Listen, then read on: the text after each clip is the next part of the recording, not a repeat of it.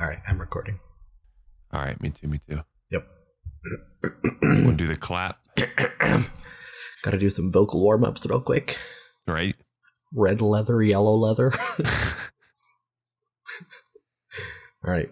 3, 2, 1. Clap. All right.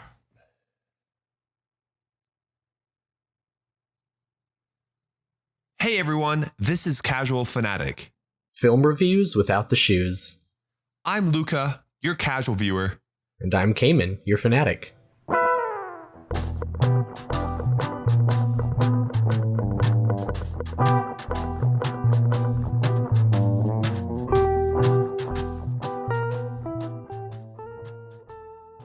All right. Cayman, what is up? Happy Easter, dude. Yeah, I honestly, let me tell you, I did not realize that it was Easter until like maybe 30 minutes ago. Oh.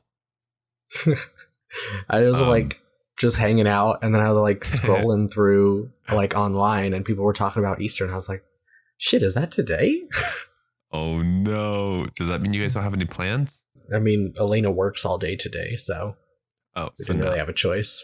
Yeah. Obviously, it won't be Easter when this episode comes out, but hopefully our audience had a good Easter as well.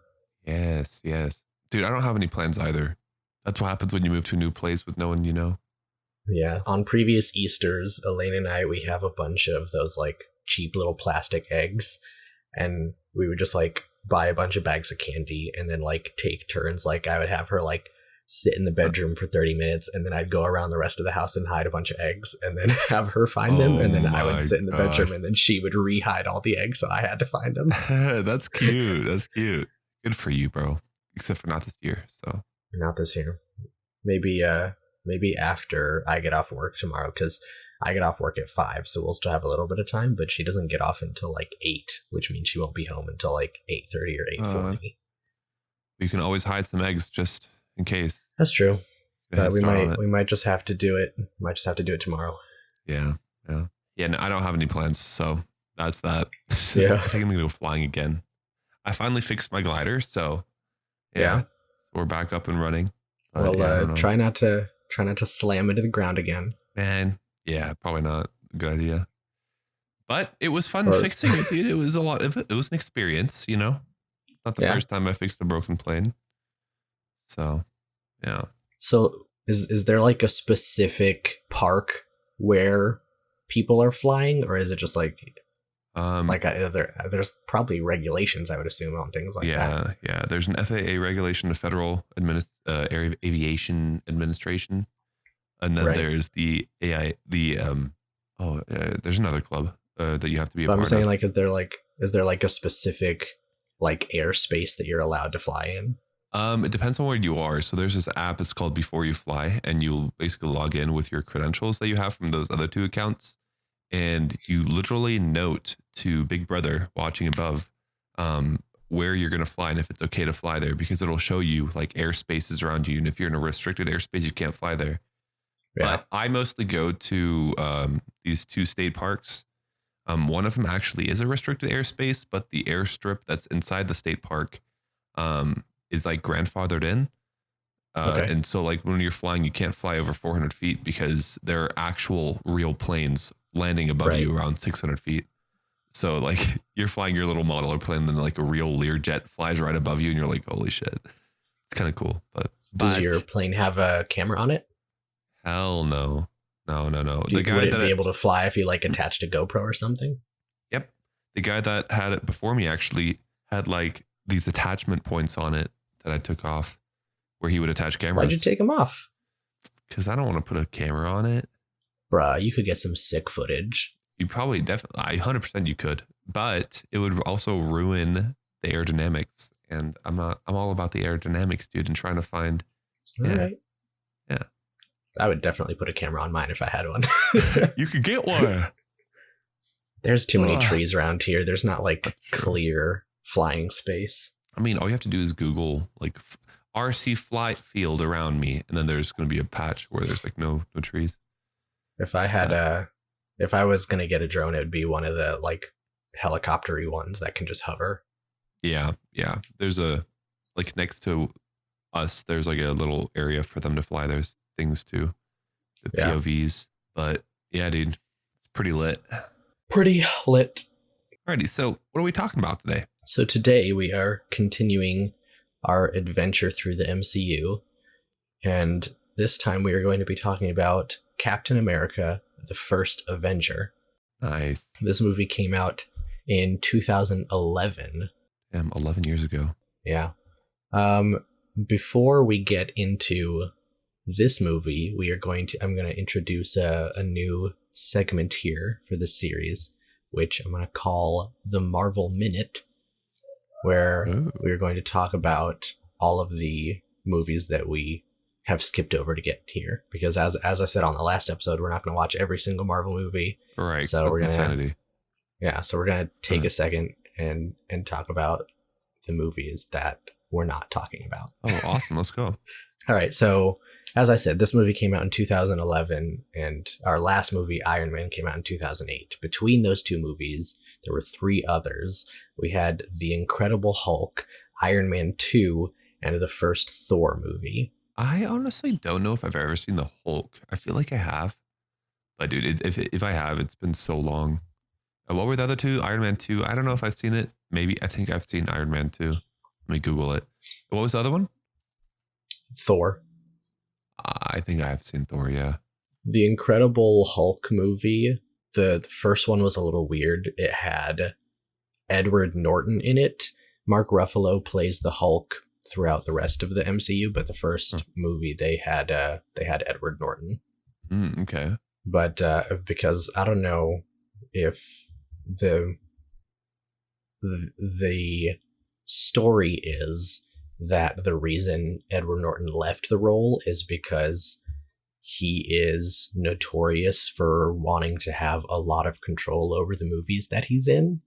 Oh. And apparently for The Incredible Hulk, he disagreed with Marvel over the final edit of the film. So they did not invite him back after that. No shot. That is hilarious. Wait, who did Edward Norton play in the first? He played Bruce Banner. Bruce Banner. The person that turns into the Hulk. Oh.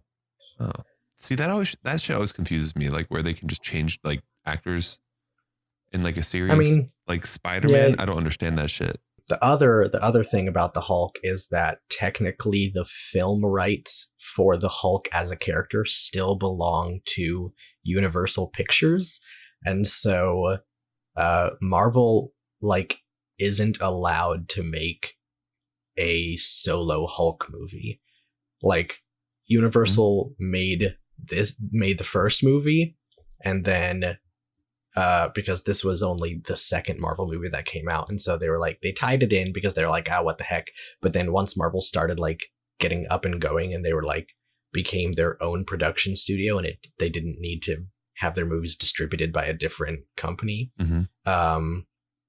They didn't want to have the Universal movies just out there, and so they were like, well, we can't make our own Hulk movie, and we don't want to have to work with Universal for them to make a Hulk movie.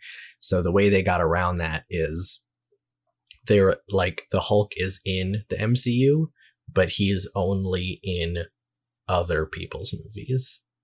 He can be in team up movies like the Avengers, or he can be a side character in Thor Ragnarok. But does that make any sense to you? I feel like it does. Marvel can't make their own Hulk movie. That's weird. That's very weird. It is a little weird. But basically, what you need to know about the Hulk is Bruce Banner is a doctor, and he got some gamma radiation. And I believe as part of the MCU story, it had something to do with the military trying to reinvigorate the super soldier program, which we're going to be talking about as part of Captain America.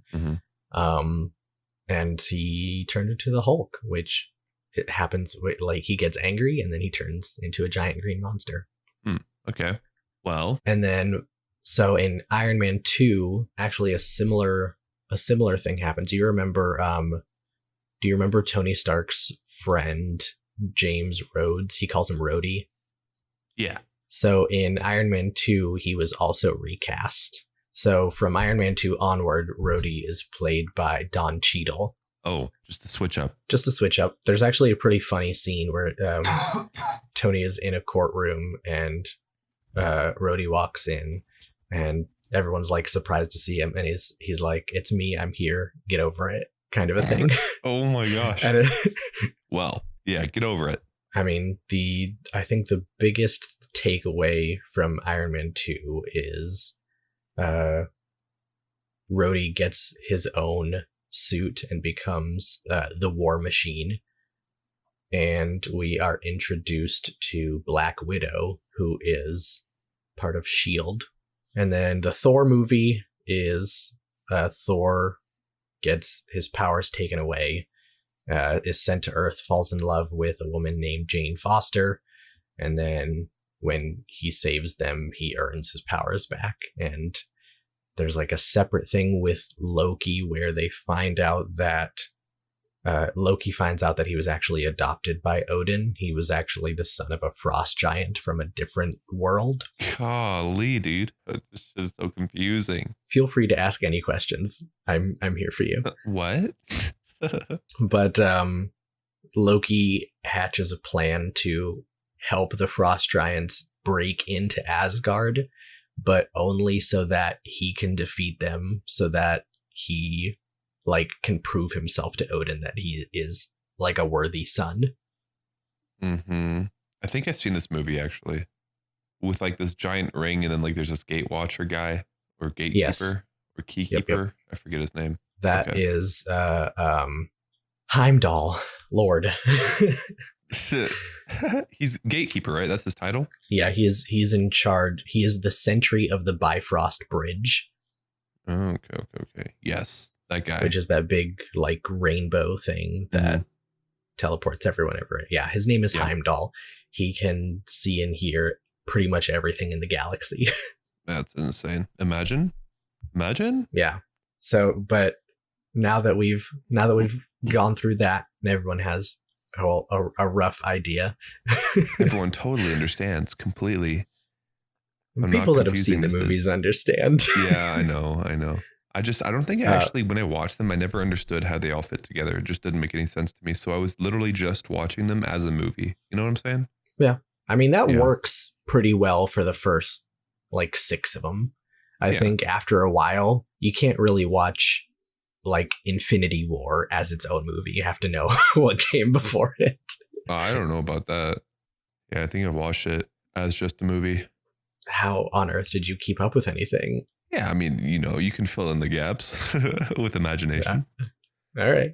Yeah, I don't know. But anyway, today we are talking about Captain America: The First Avenger. This movie had an estimated budget of $140 million, and they made about $370 million. Oh, good for them. Yeah. That's actually less than I thought they would make, quite honestly. What did you think about Captain America? I thought it was a fun watch. I think give me a few years and I'd watch it again, maybe. Probably not. Okay. But I don't know. Like I've seen it before and I saw it again and like it wasn't boring, Yeah. And it was a cool character. Like some dude that, got injected and then like his whole body changed in like this crazy radioactive way, and then he was like the superhuman. And I feel like it's something that like a lot of people can relate to. Not turning into a superhuman, but the person that he was before, which was like this scrawny, just a good guy in general, not a douchebag, basically. Yeah, I think it's like obviously the idea is that Steve Rogers is like the prime example of what everyone wants to be. Like at the beginning of the movie, he doesn't have like he's short, he's scrawny and weak, like you said, but he's 100% heart. Like his entire character is just he cares so much about everything. Yeah. And so they give him the super soldier serum to like make his body match his attitude. That's a good way to put it. Yeah. Yeah. But obviously we all can't be as perfect as Steve Rogers. Yeah, I feel like they use Captain America as like a symbol of what America is, whereas in reality, it's definitely not like that. But we like to perceive America as being that attitude. Yeah, and I know throughout the comics there have been other Captain America esque characters. Like I Knockoffs. think they're not necessarily knockoffs, but yeah, pretty much. There's like they had a Captain Britain. I think What? there was one for I'm Captain trying to think Germany? about. Yes, there is a Captain Germany. No shot. Oh my god. I mean, he's known as Vormund, but he is also called. I'm not going to pronounce this, but German for Captain Germany. It's Hauptmann. How do you say that? Hauptmann. Yep.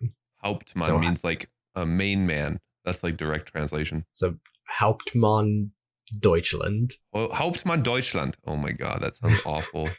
That's his official title. Oh no. This man needs a name change. Okay. Interesting. I guess But yeah, that's so from the there's comics though, right?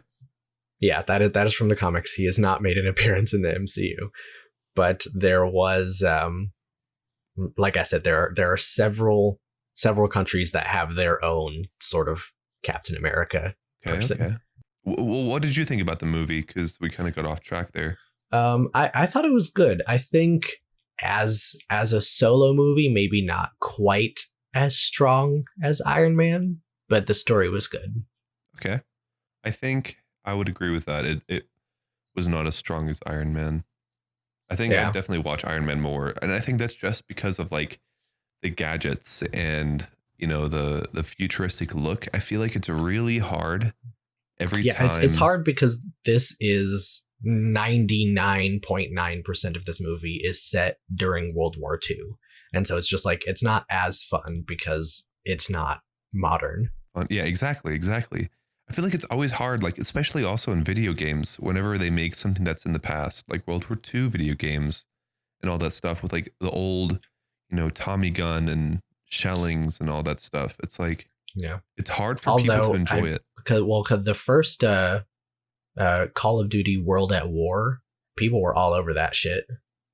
Wait, you ever say play that more one?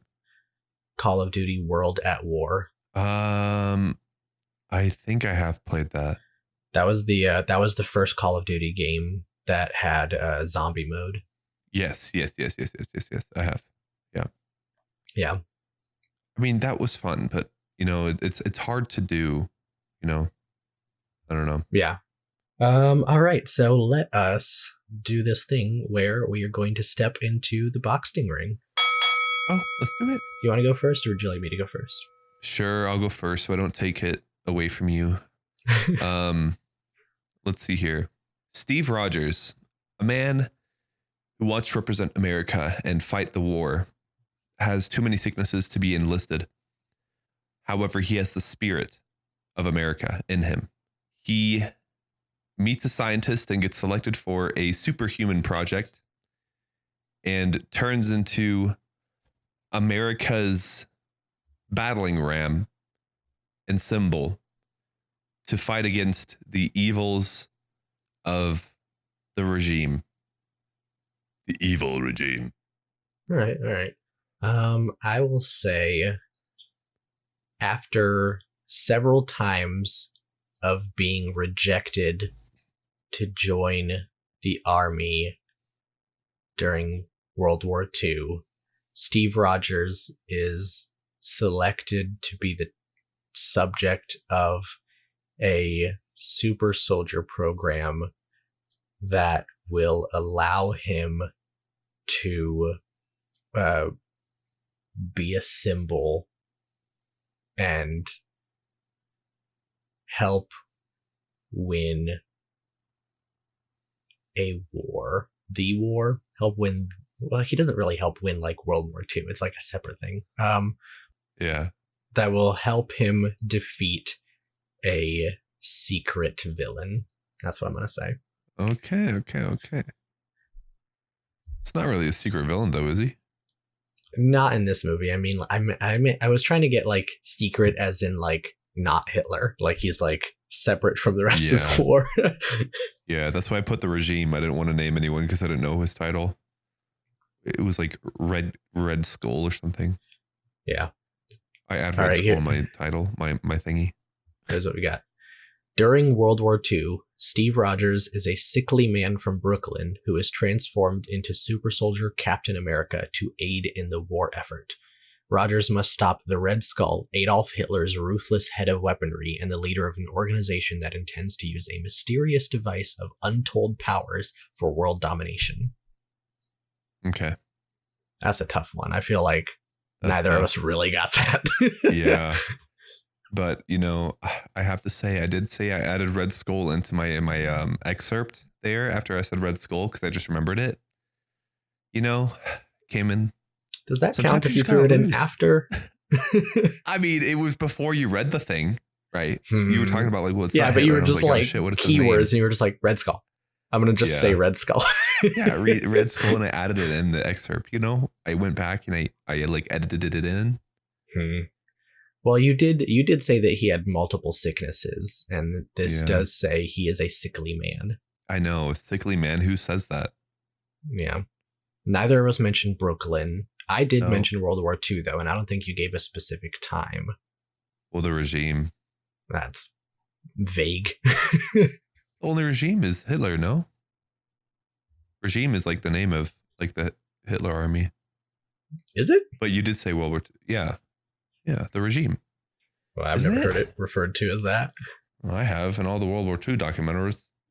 Well, either way, I think this is a perfect opportunity for anyone listening, if you'd like to let us know who you think won that one. Because I definitely did, because I added Red Skull at the end. Just kidding. All right. Well, let's take a quick break, and then we'll come back and get into our serious thoughts. Yes.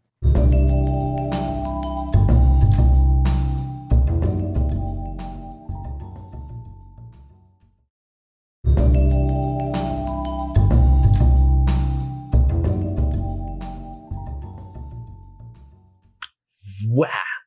And we're back. Me coming back. Anyway, regarding the movie, I'm going to start with a negative, I think. Good. And I feel like I kind of understand why they went this route, but it was a little weird to me that Hydra was like so purposely separated from the Nazis. You know what I mean? Like they mention a few times that it's like, oh, it's like the weaponry division of Hitler, and they'll like offhandedly mention the Fuhrer. I think they only say Hitler and the Fuhrer like once or twice throughout the whole movie, and I don't think they ever say, well, no, they say Nazi twice as well, but very rarely do they actually talk about like real world World War II. I agree. But and like none of like the Hydra uniforms, like none of them have swastikas on them. Like they're completely separate, and rather than doing the like, you know, the one-handed salute with the open palm, they have like this weird two-fisted salute. Yeah. It's just like everything is very Nazi adjacent. Yeah. And I mean that's kind of what the Red Skull was, though, you know. Homie was, I mean, yeah. And he thought he was better than Hitler. And he had more of a purpose and all that jazz. To me, I feel like it would have made more sense if it was like in the beginning, they were all like wearing Nazi uniforms and being normal. And then like as he gained more power, then he was like, nah, fuck the Nazis. I'm going to make my own thing. You know what I mean? Yeah. He was like, I can be better and stronger and. But it seemed like he already had like his own super powerful organization at the beginning of the movie. That's true. And I feel like it's already been underway for a while, no? I mean the entire war was only like 8 years. That's true. Yeah, I don't know. It was very developed, whatever they had going. I feel like someone's gonna Someone's going to get mad at me for not knowing how long World War II lasted.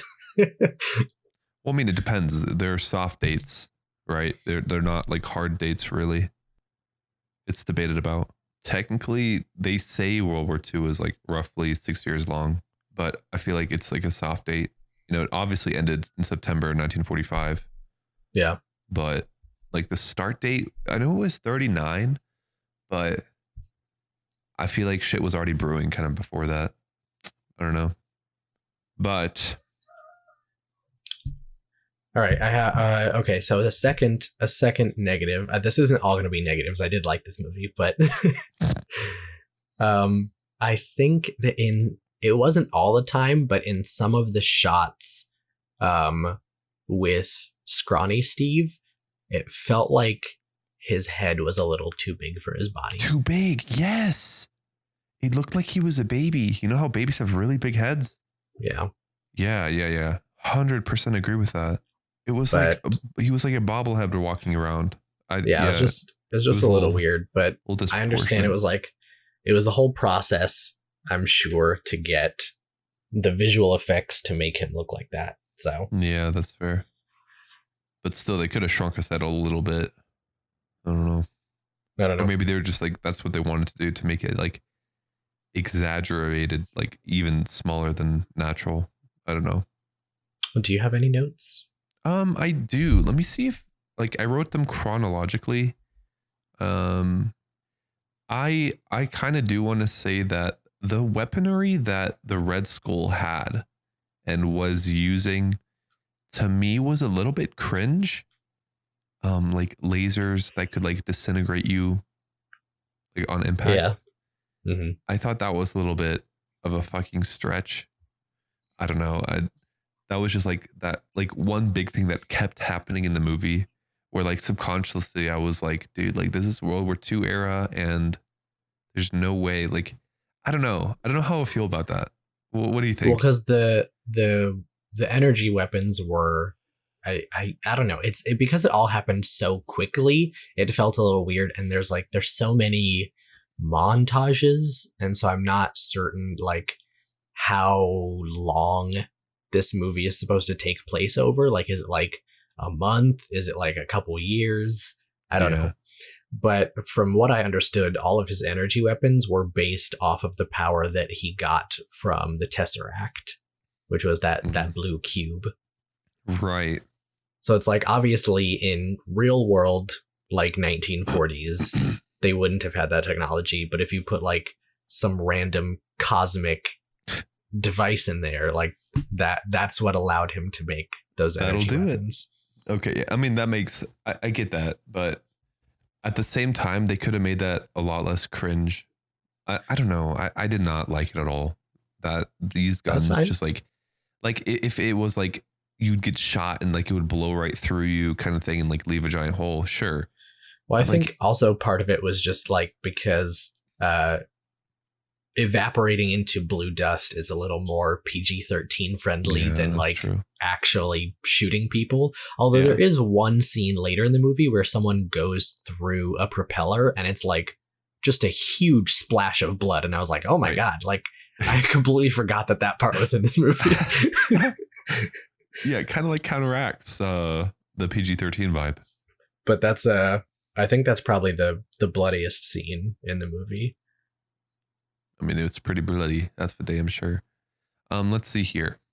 Well, another thing that was kind of cringe to me was the amount of shots the soldiers miss. I feel like that's always a really big like annoyance for me when like we have like war movies and like everyone is like emptying their clips and like shooting at each other and like no one is dying and like the bullets are whizzing by and I like. Well, it was funny because when the soldiers were running and shooting back at like the prisoners escaping the first time, right? Yeah. The soldiers were shooting them with their lasers, were missing and then the like once or twice someone fell down. But then when it was the Red Skull guy, the leader, bro, he was running and he was like shooting backwards with a pistol and he hit every single shot.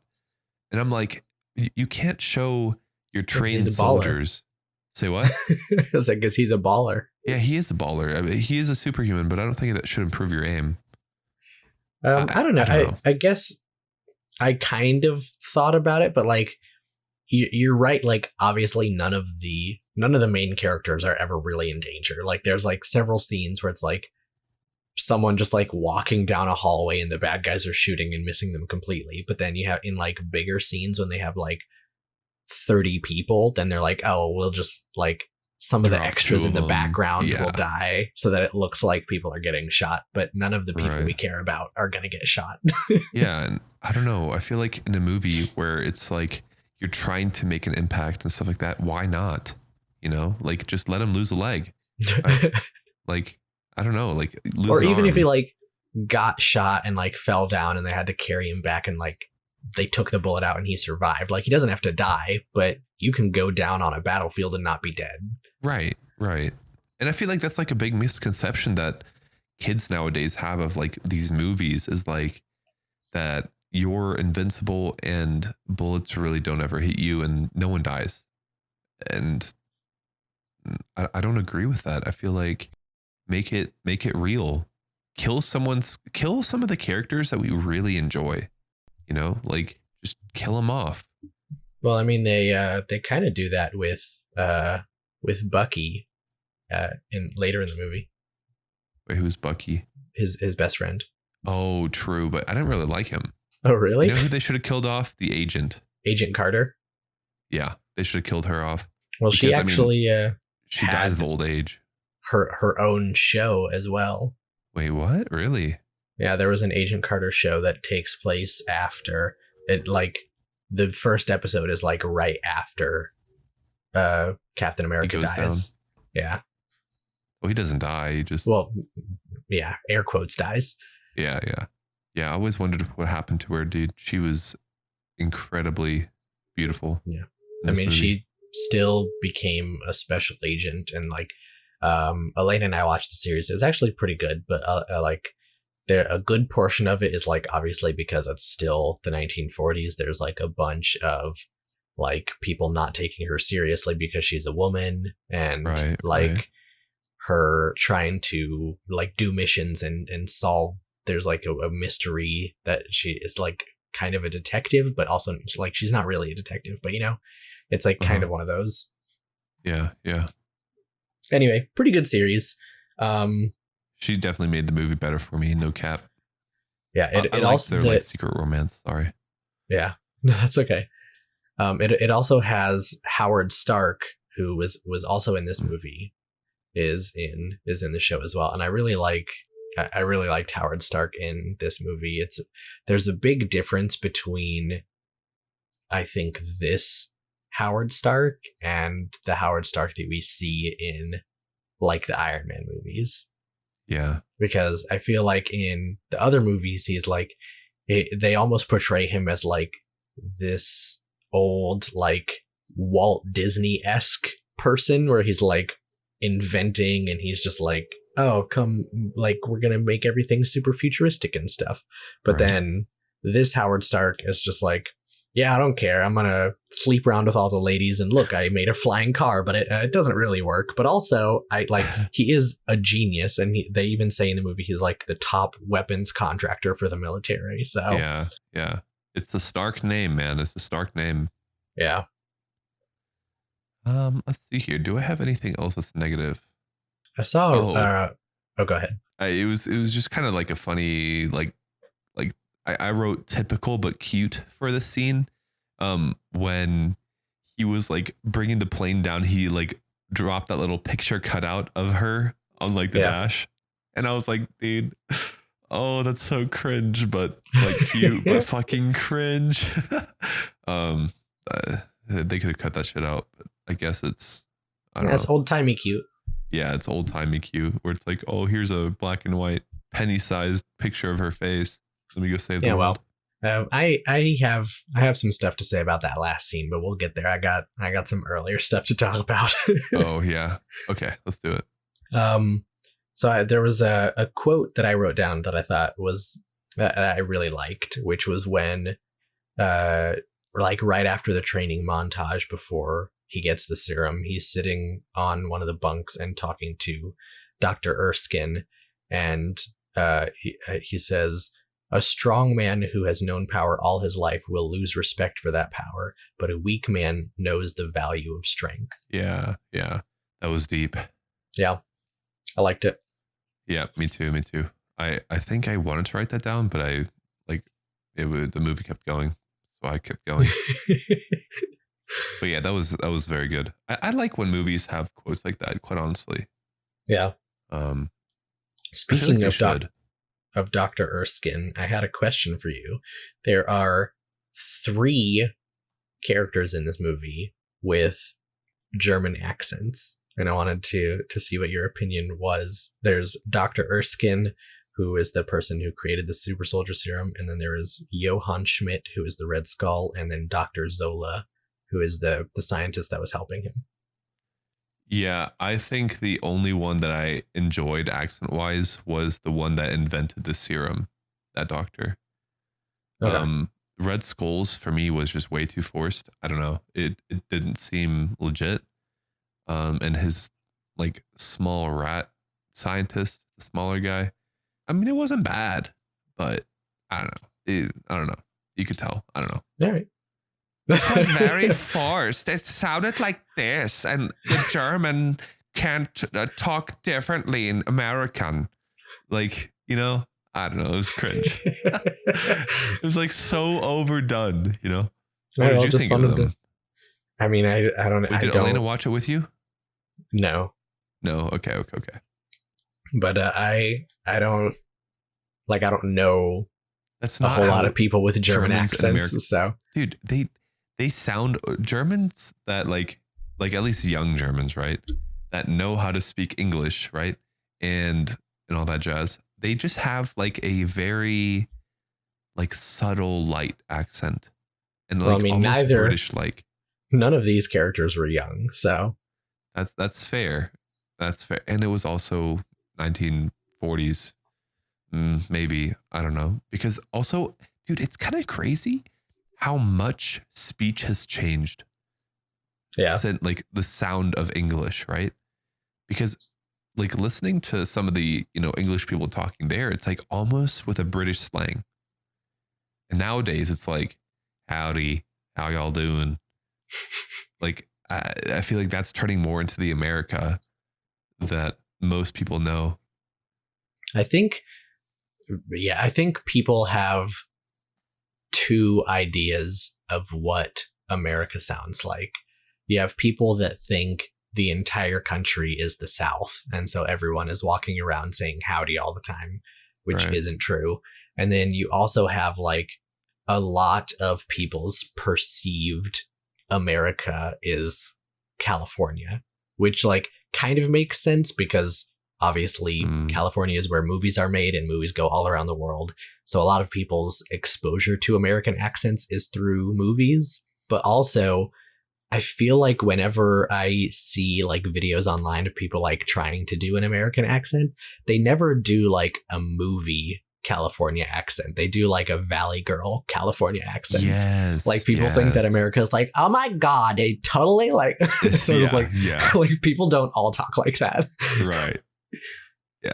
That's like one thing, like whenever you talk about speech and like in movies and how they portray certain areas, like I get now, I've always understood it, but like when Americans mimic German accents, it is the most atrocious and annoying thing I can experience because they just do such a bad job at it. Like at least get good, right? Well, like that's what I'm trying to like pull out of you, because I don't know if they just like, is this a situation where they just had like not good accents, or was it just like a stereotypical like, yeah, some German people sound like that, but definitely not all of them? I think it was stereotypical, like very stereotypical. Very, very Do you think that's like a regional thing? Like, is it like certain areas of Germany people have stronger accents, or? No, quite honestly, I don't know any German that talks like that.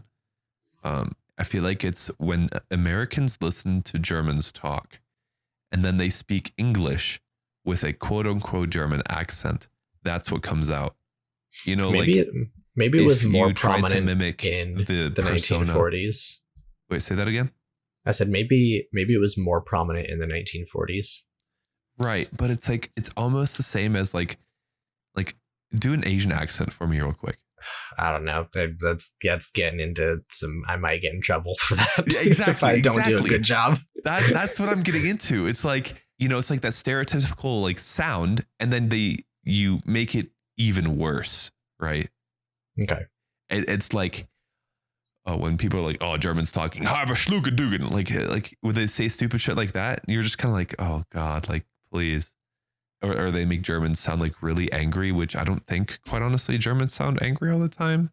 Okay. I mean, we can, but like. So you're saying it's more of an accuracy thing than a non-exposure thing. Yeah.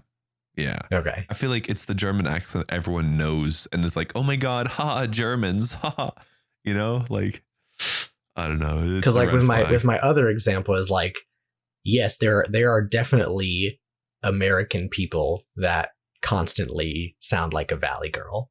So it's not like when people do that, it's like you're not wrong. Like people do sound like that. It's just not everyone sounds like that. Yeah, I see what you're saying. I can't say that no one sounds like that because I'm sure there's one person out there that sounds like that. But more than likely, we don't. We don't. We have more of like a British accent. Interesting. Yeah. And I feel like they are using the accent you think you hear when we talk German in American language. Does that make sense? Because when I speak English, you don't hear my German accent. Well, have you ever listened to Werner Herzog? No. Because he has a very peculiar accent. I wouldn't say it's like typical of German people, but like when you hear his voice, you know. Say his name again. Werner Herzog. Herzog. All right, well.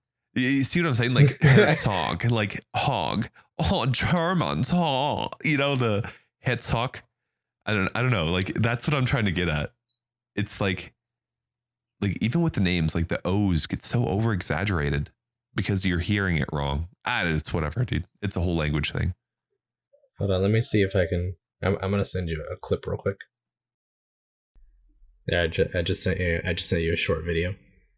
Let's see. What the fuck? Chickens are very prone to hypnosis. Okay, yeah. But like I feel like that's just how he speaks. Yeah, that's fair. I don't know, but see, like none of the O's were over exaggerated in that. Yeah. And the S's were Z's because that's how Germans talk. Yeah. I don't know. Maybe the movie overdid it a little bit in my opinion, but that's just my opinion. I mean, that's fair. I mean, your opinion on German is more valid than mine, I think. So yeah, that's fair. It's like, didn't we watch this one movie once? Or like I watched it and I talked to you about it and they were like trying to speak German in it and they did like an awful job. Was that you that I had this conversation with? I think that was when we were talking about The Last Duel. Maybe, but yeah, they needed to work on their German in that movie. Holy, I still remember that. Anyway, off track, back on track. German accents were I think the scientist that created the serums was the most accurate and didn't have like too much. Like he still sounded like you just described, but not as exaggerated, I would say. I gotcha. Yeah. A+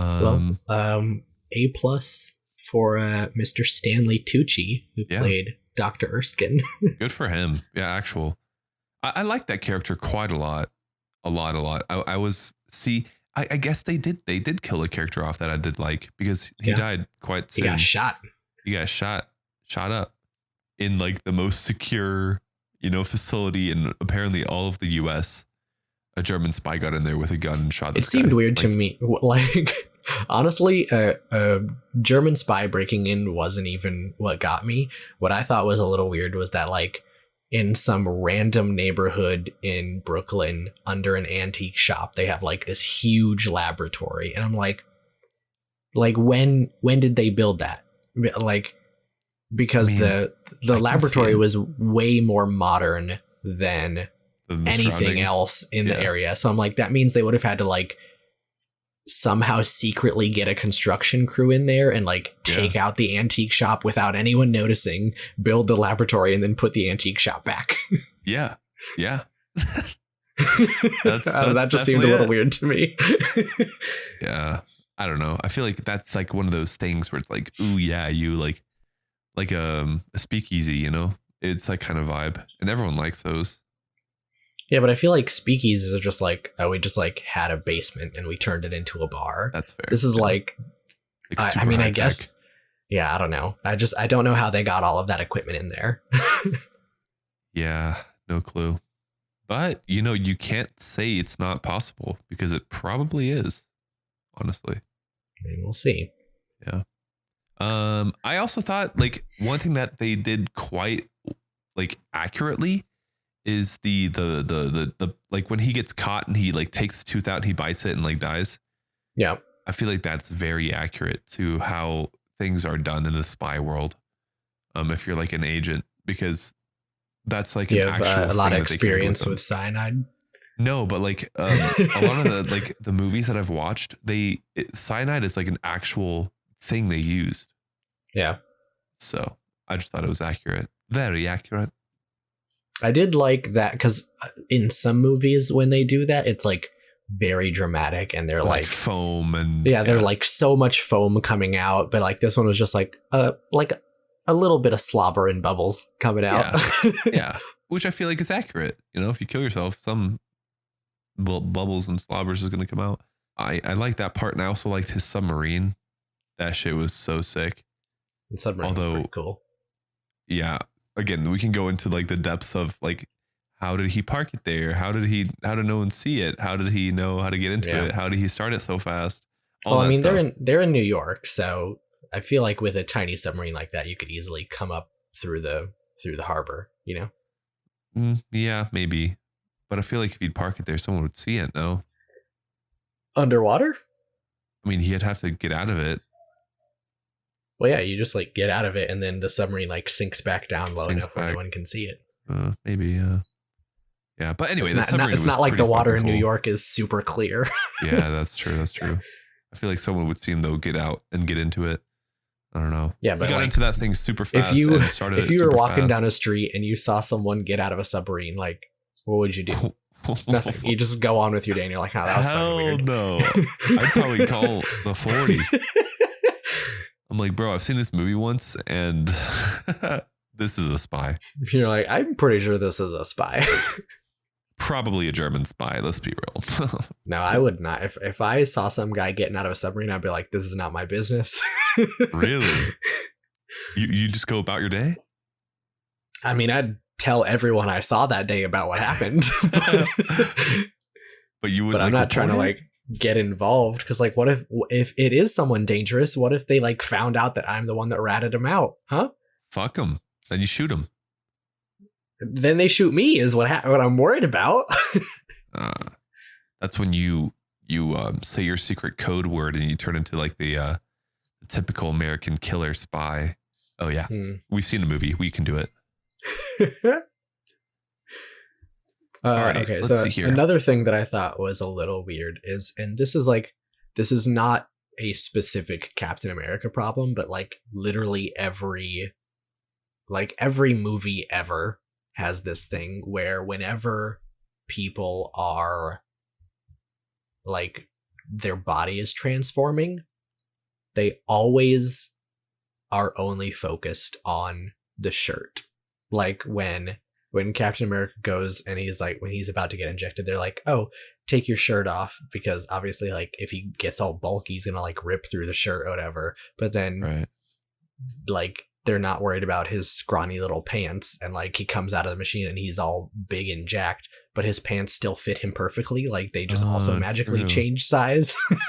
Oh, true. Yeah. I mean, like even in the comics with the Incredible Hulk, like that's the same sort of thing. Like he transforms into the Hulk and his shirt and his shoes and all that rips off, but then he just has like just enough of his shorts so that he's not naked. I'm like, why does everyone stretchy pants. Everyone has stretchy pants apparently. Yeah, it's the vibe. Yeah, I And don't like, know. I didn't yeah. think of that. That's a good pointer. Yeah, it just was kind of strange to me that his pants got longer and bigger when he came out of the machine.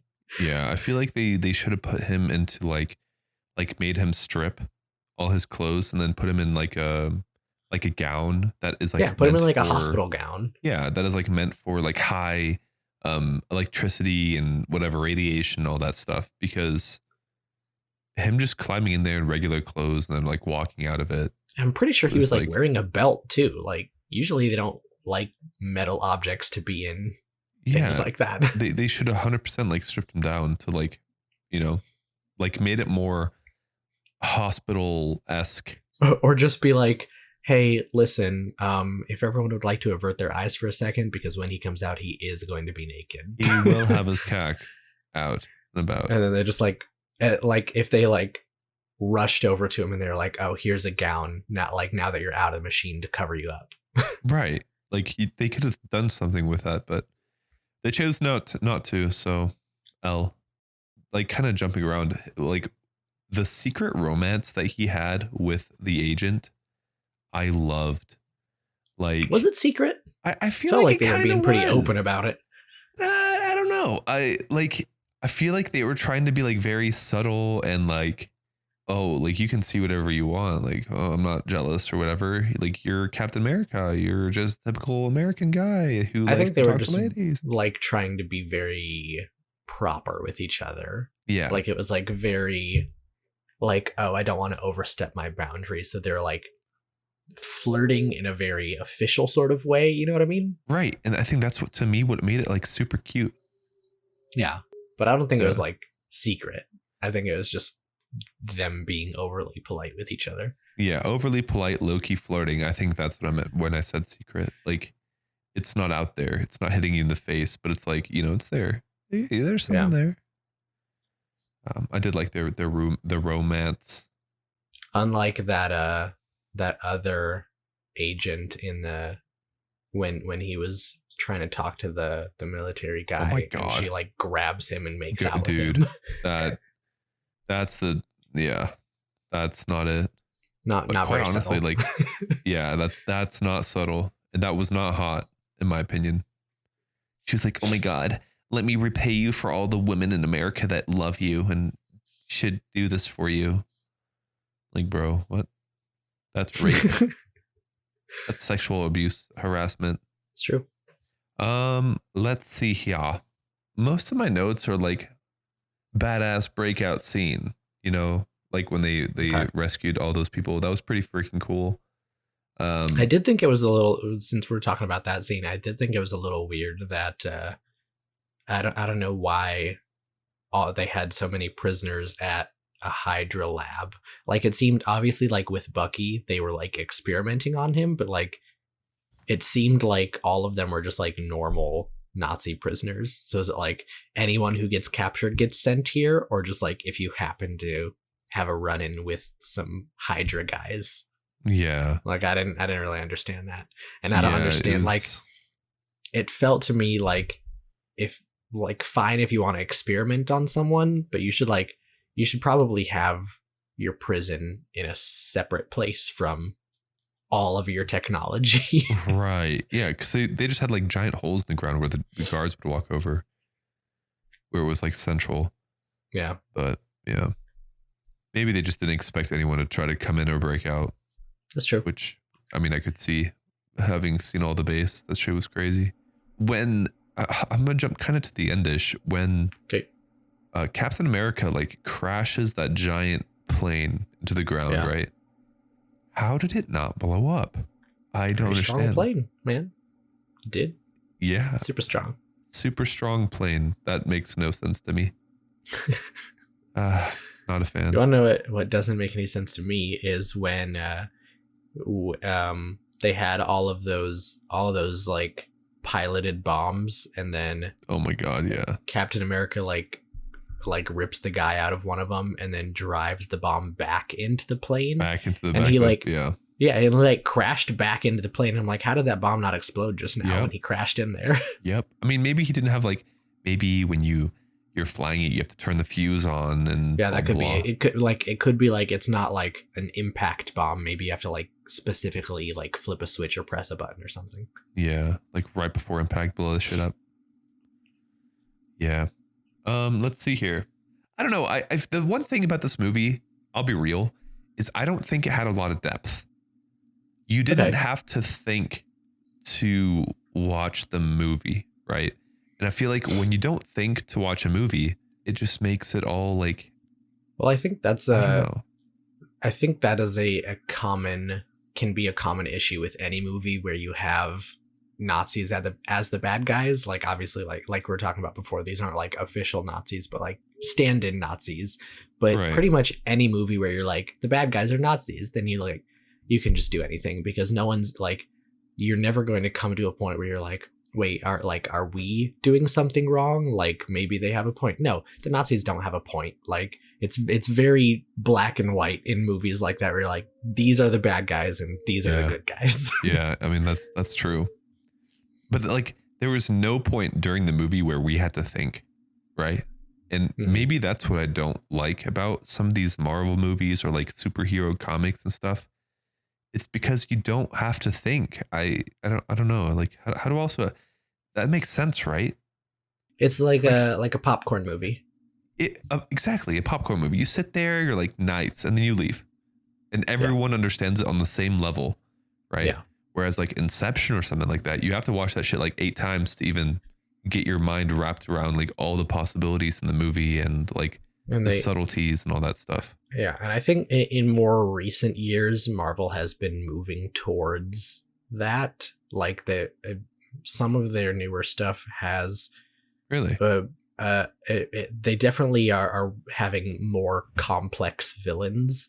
Like for example, and I think this is on my list, so we'll talk about it at some point. But like with Black Panther, like you really see the point of view of the bad guy, and so you're like, well, I don't necessarily know if maybe he's got a point. Like it talks about like international politics and like explores the responsibility of sharing information with people and stuff like Uh-huh. that. And it's like they definitely have some more mature ideas in newer films. Yeah. Okay. Maybe they're moving in the right direction, but this one was just Yeah. too easy for me to watch and like really critique. That's what I'm getting at. I feel like Yeah. if there's nothing you need to think about, then you're just at that point you're just critiquing like maybe the storyline or the cinematography. Yeah. Which I mean the cinematography in this film was good. I didn't think that it was bad at all. It can never yeah. When Captain America was chasing after the car with the spy in it, I started like doing some research while I was watching the movie because I was like, how fast is he running? Like, what kind of speeds are we looking at here? So first of all, I tracked down the cars that they were using as taxis in the Bruh. 1940s were Let's see, top the- speed maybe like what, 75? the Checker Model A. Uh-huh. And it like apparently the Checker company produced the Model A in 38 and 39, and then after that, like every other manufacturer, had transferred from producing automobiles to producing personnel transport and tanks and things like that. Like Right. they were like, oh, we're gonna make war stuff now. Up with the war effort. Right. That's how you stay in business. And so pretty much the Model A was like the default taxi, at least in New York, until after the war. Okay. So chances are the taxi that he was chasing was a Checker Model A. But unfortunately, there is only one Model A that still exists today. No And way. yeah, and obviously no one's driving it around. It's like in a collection. Right. And What's the so top speed? I searched so hard and I was unable to find a top speed for that car. I mean, roughly in that era, what's the top speed of a car? Um, I'd say sub, like probably around 70. I found a couple lists of like the fastest cars in the 1940s, and there was like one special car that could go Yeah. like almost 400 miles an hour, No, and then there no, was that's like not true. there was like, well, it was like specifically like it was one car. It wasn't like a model. It was like someone made one car to break a record. And I they mean, were able to get up to 400. the fastest car today is 331 miles per hour. What's That's the the what's the Bugatti. current land speed record? Well, that's what I'm talking. Like Bugatti is like a car model. Like people can buy Oh wait, Bugattis. no, this I'm is talking. the SSC Tuatara. Tuatara. I mean, fastest land record, but that's like with like jets on the side and shit. Like that's basically a plane on wheels. Yeah, but that's what I'm saying. Like that's the kind of car that the 400 mile per hour one was. Like they Oh. built it specifically for the purpose of breaking the land speed record. Gotcha.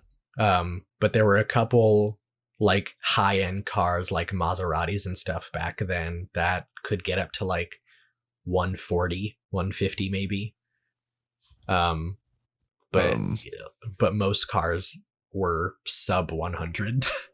All right, so 1946, the fastest car was the Healy Elliott at 104 miles per hour. So it says here also that in the 50s, the top speed of cars averaged was around 65. In the 50s. Yeah, that makes sense. Yeah. Oh, in the 50s. Yeah, I mean, so probably the same in the 40s. But Right. yeah, so in there was a car called the Daimler-Benz T80. World-renowned German auto racer Hans Stuck had a pet project that was to take the world land speed record, and he convinced Mercedes-Benz to build a special racing car for the I see attempt. it. What the hell? Officially sanctioned by Hitler himself, the project was started in 1937. Oh shit, this thing looks crazy. And it says it had a top speed of 393. Wow. That's actually insane. Did they actually drive it on land though? I mean, how else would they figure out the top speed if they never did it? I mean, on what's it called? You can do it indoors. Let's see here. Probably not. By 39, the T80 was fully complete. It was powered by a massive 45.5-liter inverted Golly. V12. Oh my god. 45 liter? Yeah, pretty Bruh. much. I can't find anything about them actually driving it on this website. I'm sure I could do a little more research on it, but No, they did. They actually drove it. okay. Oh, that's But yeah. crazy. Very cool. But so I mean, he was running probably like what, 40 miles an hour through the So city. that was the second thing I looked up, was because I couldn't find the top speed for the Checker Model A. I just looked up how fast can Captain America run, and apparently according to like the movie producers, Steve Rogers can comfortably run at 26 miles an hour. Oh, okay. If he was sprinting, he could get to around 40. But like for a sustainable run, he can do 26. It's like a jog from his 26 miles per hour. That's crazy. Yeah. Oh, impressive. Okay. But also like even if the car could go 70, like we're talking about dipping in and out of Brooklyn streets, like I doubt that he would have been able to make it to top speed anyway. So That's true. Yeah. but that was just a little thing that that I was thinking about Little while I was fun. watching it. A little fun research thing. I thought about that too. I was like, this man is actually just running the speed of this car and catching up. Yeah. But yeah. I mean, we see at the end he does have a limit because like he couldn't run and catch up to that plane. That's true. That's true. And then he got picked up by this insane car. Yeah. During the when he was like going around and trying to sell bonds, and there was like all the singing girls, and then it like turns into this thing where he makes a joke and then punches Hitler. Yeah. So that is like the punching Hitler thing is actually based off of the cover art for one of the Captain America comics. Oh, really? Okay. Now we're getting to like facts. Oh, I see it. Oh, I see it. Okay. Yeah. So that was just like a little callback they did there. Smart. Low key, very low key. Wait, did you like know that, or did you like figure that out while reading about this movie? No, I knew that. Oh wow. I had Well, to good for you. like Wow. find the picture to send to you, but Yeah. I knew that How'd you know that? because I know things. You know so much things and stuff. Another quote that I really liked was when he was when he was getting jealous after that girl forcibly kissed him, and then Agent Carter got mad, and he talks about like, well, how do I know that you and Stark aren't fonduing? Fonduing, and then some guy had to explain to him what a fondue was. and then the next scene he's talking to Howard Stark and he says, fondue is just cheese and bread, my friend. Yep. He's like, wait, what? I just thought that was hilarious. Yeah. When that came up, I giggled too. This movie, quite honestly, didn't have like a lot of jokes in it. It was pretty. It was. I feel like there was very was bland. like situational humor. Yeah. People weren't like quippy, you know. Yeah. Like no one was like an Iron Man kind of a character. Right. Exactly. Yeah. I feel like they needed that though. They needed some humor in this movie. I feel like it was very like action heavy and all that stuff, but it was pretty dry, like dry cut, in my opinion. I don't think they needed a No. Tony Stark person. Well, I no, thought- not someone like Tony Stark, but more humor, like jokes. Well, I just thought that like the humor was like very like dry. It wasn't like Yeah. here's a joke, everyone laugh. It was just like little moments. Like even at the end, like when he's about to jump on the plane and then Peggy kisses him, and then the general driving the car is like, I'm not kissing you. Yeah, I wrote that down. Yeah. He's like, well, don't look at me. I ain't doing that. It was like, I feel like most of the jokes in this movie were like things like that, where it's just like someone says something and it's funny in the situation, but it's not like Yeah, it's not like a joke. purposely a joke. Yeah. Yeah. I did enjoy a little bit that Captain America was just like straight up killing bitches. Like I feel like in a lot of superhero movies, they try and make it seem Oh, like as they're if, all like- humans and love everyone kind of thing. like, Don't hurt oh, anyone. yeah, like they'll beat the shit out of someone, but they're like, oh, I'm not gonna kill anyone. I'll just like knock them out, or like, oh, this Yeah, person is Like Batman. like, oh, he's yeah, kind of like Batman, but like maybe a little less extreme, because I feel like most of the Avengers have definitely killed people. But also another thing is a lot of times, especially in these movies, they'll like make it so that you don't feel bad. Like it's like, oh, well, you don't have to feel bad about them killing these people because these are aliens, so they're like, they're not people. Or like, oh, these are robots, so they can like tear their limbs off, but it's not graphic Right. because there's just wires inside. Yeah. But in this movie, like he's running around and like straight up shooting people, and like That's throws true. a guy through a propeller. Yeah, this guy, yeah, he is a badass in this movie. I'm not gonna cap. He was definitely someone you didn't want to fondue with or mess around with. But back to the giant plane, because you had mentioned how when he crashed it like didn't blow up or anything. Yeah, SMH. And I was thinking about this while I was watching it as well, is because he gets on the phone and they're like, oh, we'll find you a safe place to land, and he's like, no, we can't land. A bunch of people are going to get hurt, because he looks at the screen and there's like 10 bombs or something. He's like, no, we can't land. These bombs are going to explode and people are going to get hurt. But then like he's specifically says later that he's like in the middle of nowhere over the ocean. And I'm like, what if you just drop all the bombs right now? Like just Right. drop them into the ocean and then Yeah. you're fine. Yeah. Or just like skydive the plane out and jump, you know? I mean, yeah, that too. I guess maybe he just like, he didn't know that there was an autopilot switch, because we like saw Red Skull flip the switch earlier for autopilot. Right. But I'm like, if you just turn that off, you can jump out of the plane and it'll crash on its own. Exactly, dude. Exactly.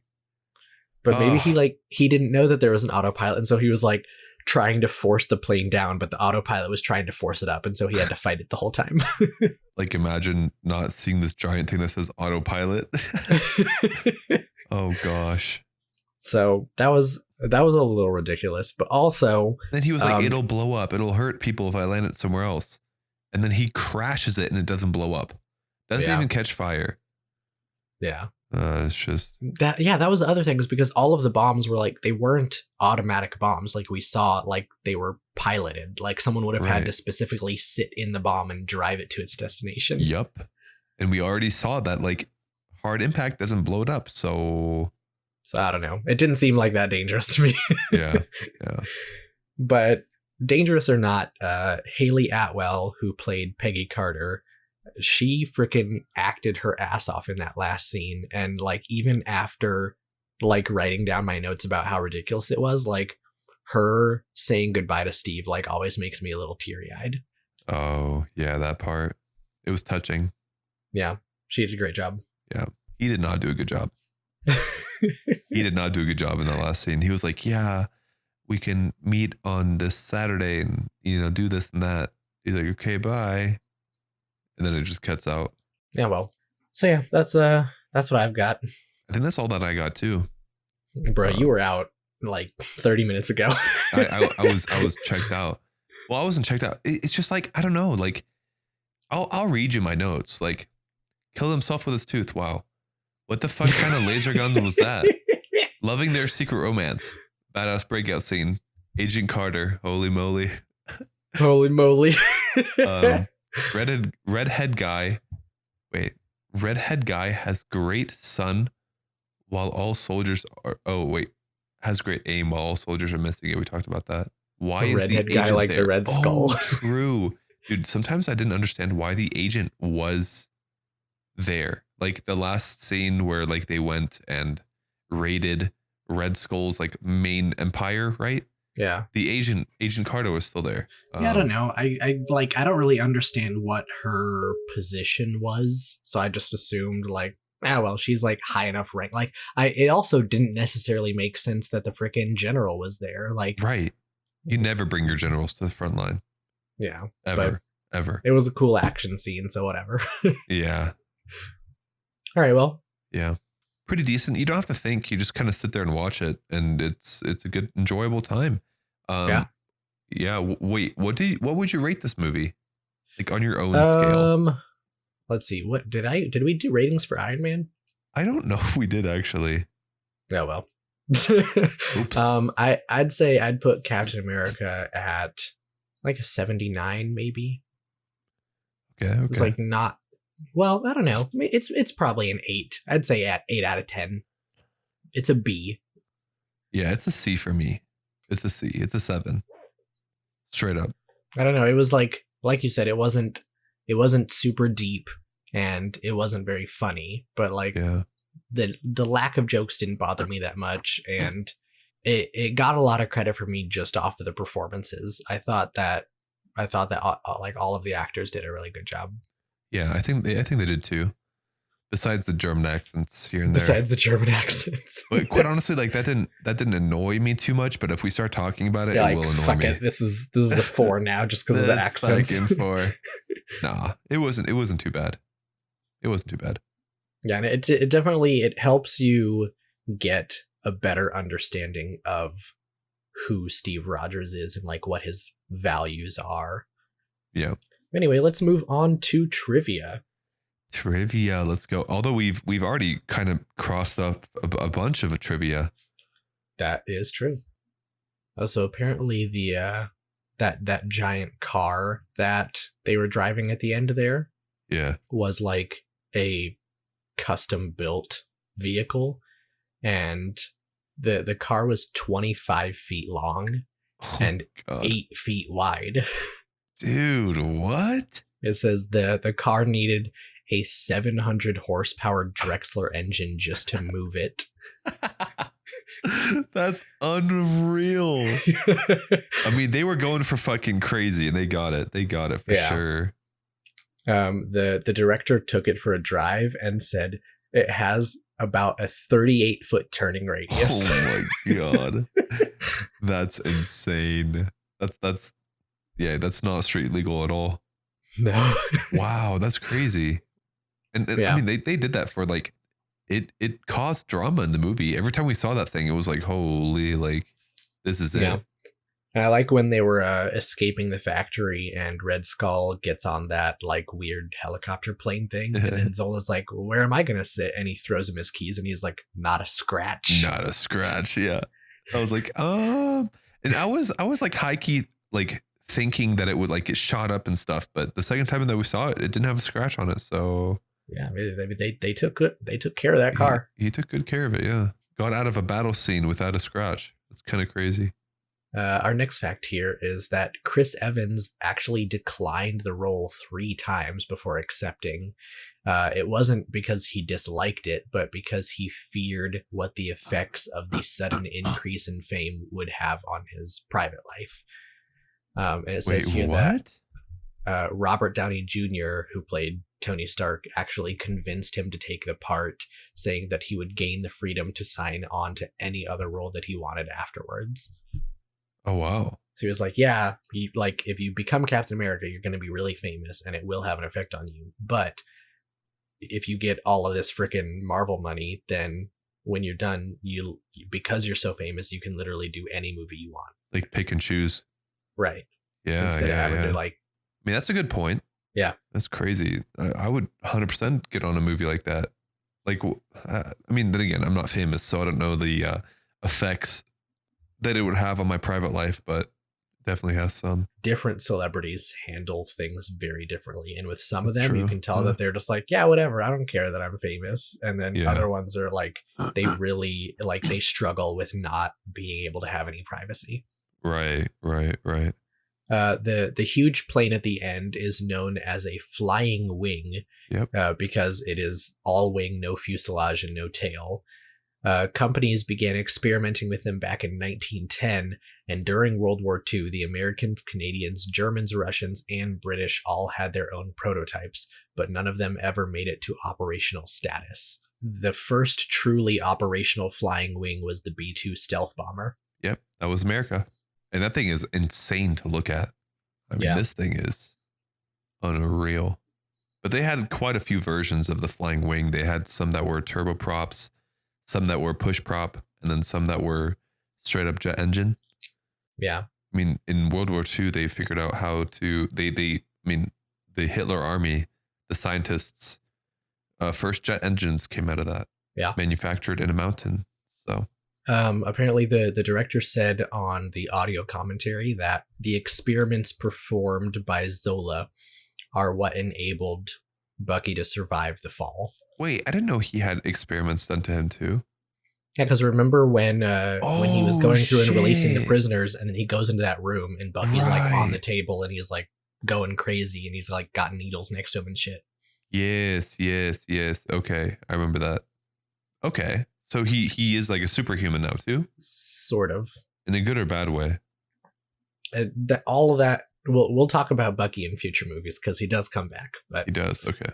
And then it says also here, the concept of a manned flying bomb was actually developed in Nazi Germany. And there was also a Japanese design for a manned torpedo. Obviously, both of them were designed to be suicide weapons. Yep. I knew about the manned torpedo. I did not know that the Europeans had those. I did not know that. So I think I also at one point heard about manned torpedoes, but I definitely did not know about the airborne manned bombs. Yeah, that's kind of crazy. I mean, it reminds me of the Japanese. They had their famous what are they called? They were their fighter pilots, and they were like Kamikaze. suicide bombers. Huh? Yeah. Kamikazes. Yes. Yeah. But there's a would, difference like, between just like crashing your plane into something and like actually your plane is a bomb. Yeah, that's true. All right, now I'll share the trash facts. Let's do it. So this says here, Hugo Weaving's character in this film is named Schmidt. In the Matrix trilogy, he plays a character named Smith, which is the English translation of Schmidt.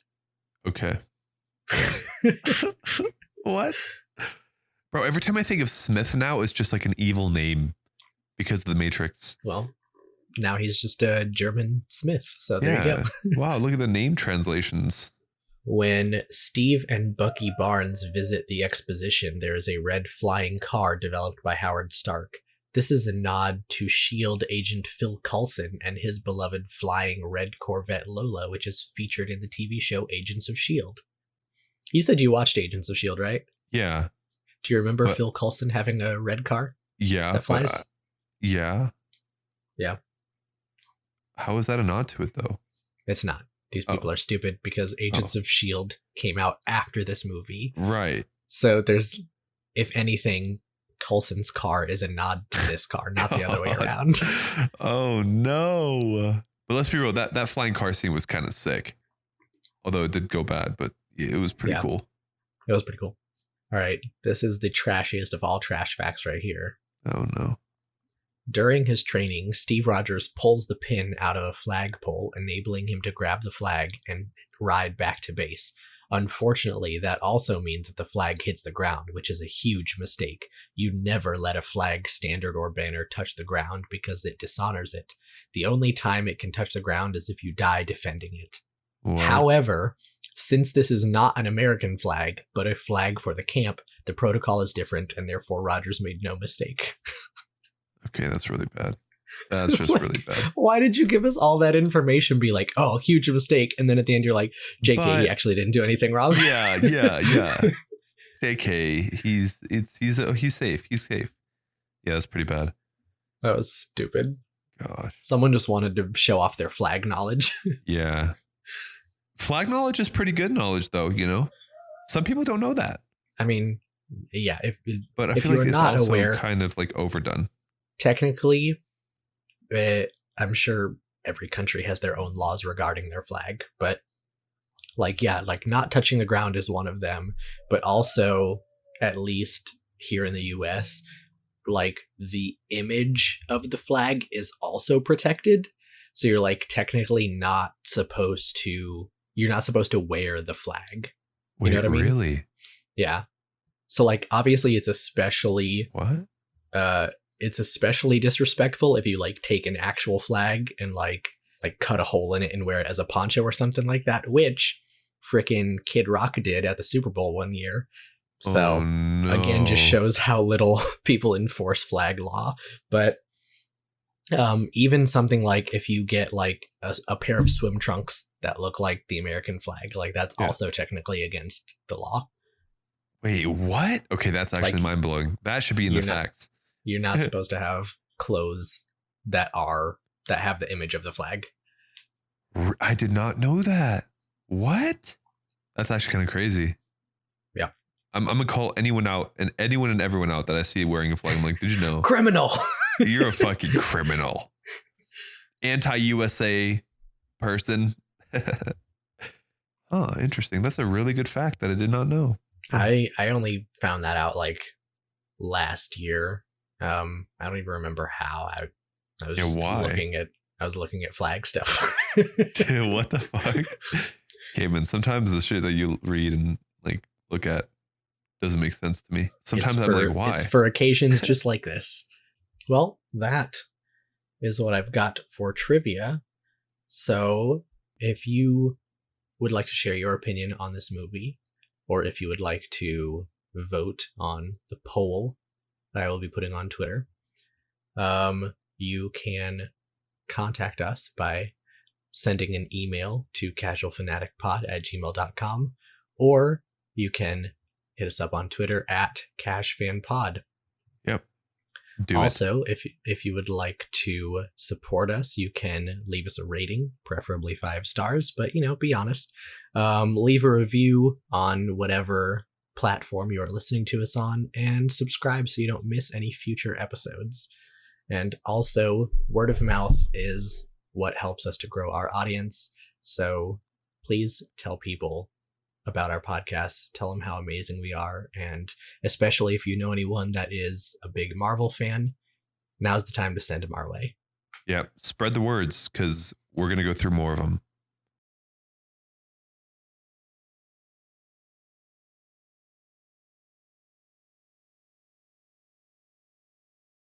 This has been Casual Fanatic. Thanks for listening. Thanks for listening.